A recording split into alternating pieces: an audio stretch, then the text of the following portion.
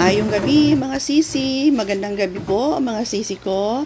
Ayan, overtime tayo ngayon, Sunday ng gabi. So ayan mga sisi ko, may dala tayong gunting. And bago muna ako magpatuloy, gusto ko lang ipakita sa inyo na may mga lock po yung aking tindahan. Baka pagtalikod natin ay masalisihan tayo, mahirap na sa panahon ngayon. So flex ko lang mga sisi ko ang nabili naming solar, napakaganda talaga gamitin. Kung biglang brown out, ayan, so maliwanag pa rin yung aming sari-sari store. So bibili pa ako ulit mga sisi ko. Ang ganda talagang gamitin ng solar. Tingnan nyo, oh, napaka maliwanag mga sisi ko. Sa panahon ngayon dito sa amin, laging nagba-brown out, pero pag nagba-brown out, ready na yung aking solar kasi yun yung ginagamit namin araw-araw. So napakaliwanag ng ating tindahan. So punta tayo dito sa likuran at ako'y kukuha ng mga powder. Magkakat tayo ng mga powder para ready na para bukas araw ng Lunes mga sisi ko. So susungkit na lang tayo dyan and gugupitin natin. Tapos meron naman ako mga lagayan sa harapan. Yung mga nasa harapan kasi ayun yung mga fast moving item. So dadalhin ko yan doon at doon ko yan gupitin habang ako'y naghihintay ng mga customer. Ayan, o diba? Pa-smile-smile lang tayo. Voice over muna tayo ngayon mga sisi ko.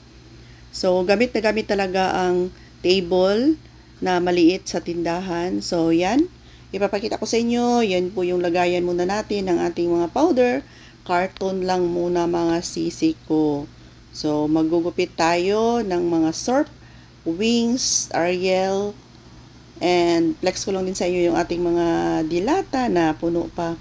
So, maulan ngayon dito sa amin mga sisi. Yan o, matumal kasi maulan. Tapos, Sunday pa ngayon. Yung mga suki natin ay nasa labas siguro, namasyal, nagsimba, nagbanding.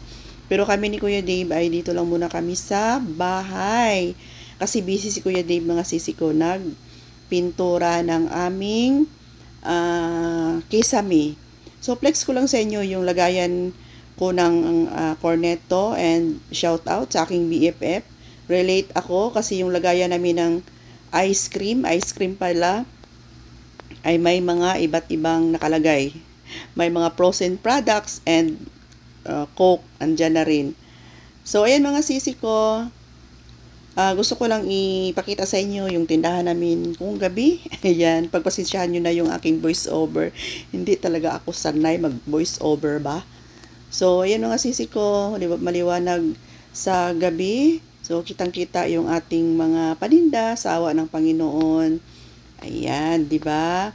Marami-rami pa tayong stock. Pero dito banda sa aking shelves, ayan, nilagyan ko ng ilaw. May mga kulang na mga cup noodles. Tapos yung mga biscuits natin, unti-unti na rin nauubos. Lalong-lalo na yung mga candy na nasa baba. Ilan-ilan na lang. Ayun. So, dito tayo banda sa lagayan ko ng mga candy. Ayan, nagdubli-dubli na lang ang nakalagay dyan. Kasi nga, wala na akong mai-display pa. Paubos na mga sisi ko. Pero sa mga biscuits, ayan, meron pa naman. Hello! O, diba? Nag-try lang ako mag-voice over mga sisi ko. Hindi ako sanay mag-voice over. Malakas na ang ulan. Siguro maya-maya mag-close na ako. Wala talagang tao, diba? Pinagkita ko sa inyo kanina. Sunday pa naman ngayon. Yung iba nasa mall. So, tulad ng nabanggit ko kanina, ulitin ko lang, hindi kami lumabas ni Kuya Dave ngayon kasi nag-ano siya. Isa sa mga dahilan ay hindi mo na kami lalabas kasi pag lalabas ay magasto mga sisi ko. Kulang-kulang 3,000, 2,000 to 3,000 basta pag lalabas kami. Kulang-kulang yun yung magasto kasi kakain sa labas. Tapos pag may magustuhan, bili. And isa pa, si Kuya Dave nagpatuloy sa pagpintura ng aming bahay doon sa harapan. Hindi ko na lang pinakita sa inyo kanina. Kaya pagod siya. Siya talaga yung bantay dito sa tindahan basta't ganitong oras. Pero pinuntahan ko siya pinapasok ko siya sa loob para makapagpahinga naman kasi napakapagod kanina pag yung magpintura sa bubong. Sa bubong ba yan? Sa kisame. Sa labas at sa loob. Sa terrace namin. Nakatingala kasi siya kasi sa kisame, di ba? Kaya pagod si Kuya Dave. So ako lang muna ngayon. Marinig nyo ba ako? Kasi maulan.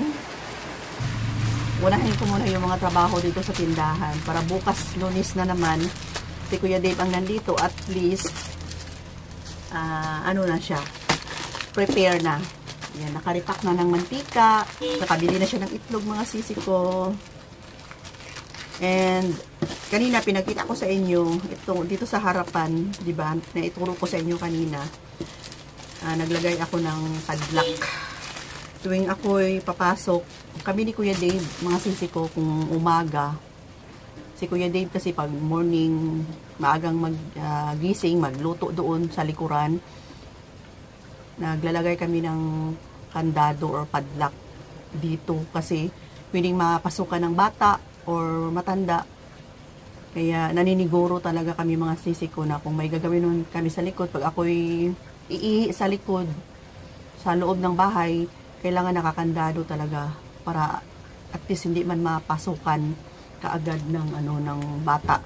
Kasi baka sa panahon ngayon, mga sisi, mahirap na baka masalisihan tayo. Kaya kayo sa inyong mga tindahan, dami ng mga tindahan na pag nakatalikod, mga cellphone nila, lalong-lalo na yung mga tindahan na open.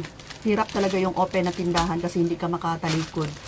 Baka pagtalikod mo, malingat ka lang, wala na yung cellphone mo. Ayan ang mga sisi ko. Tapos na nating nagupit-kupit. 9 pesos ang ating sorb. So ito lang yung kulay ang meron ako kasi ito lang yung hinahanap dito sa amin. Yung mabenta pala, kala, wings. Yan, may blue and orange. Ang Ariel natin, ayan, dagdagan natin yan ngayon. And itong lahat ay may stock tayo dito sa pinakadulo ng ating tindahan. Dito natin nilalagay yung ating mga stocks. Ayun, o diba, nakasabit siya dito sa may mga kasama sa bigas. O diba, may Ariel doon sa dulo. O dito ko yan kinukuha. May mga stock tayo dito, mga sisi ko. Ikot tayo. Tapos may Ariel pa ako dyan, marami. Puno pa tong isang box ng Ariel na may +1. O, tapos Tide na may +1. Kung ano yung mga mabenta ay dinadamihan ko. Ayan, o diba? Mga stock tayo kasi ito yung mga fast moving. Tapos, ayan, sa likuran ng wings, dito nakalagay yung ating mga sorb. O, diba? Okay. So, ayan na mga sisi ko. Ito lang muna yung update natin for today's video. Thanks for watching. See you next vlog. Bye for now. Love you all. Mwah.